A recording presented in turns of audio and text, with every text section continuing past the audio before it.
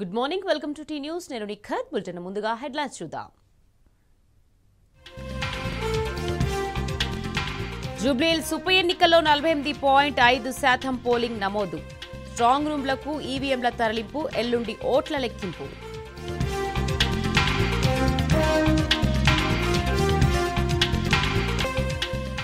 అధికార పార్టీ దౌర్జన్యాలకు పాల్పడిన ప్రజలు నిర్భయంగా ఓటేశారు. కాంగ్రెస్ అరాచకాలను అడ్డుకున్న గులాబీ కార్యకర్తలకు కేటీఆర్ అభినందన.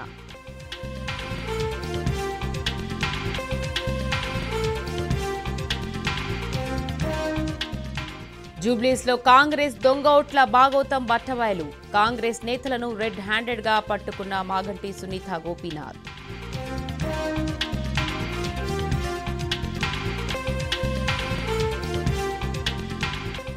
యూసుఫ్గూడలో రౌడీ షీటర్ చిన్న శ్రీశైలం యాదవ్ దౌర్జన్యం. ఎంపీ వద్దిరాజు రవిచంద్ర బీఆర్ శ్రేణులపై దాడులు.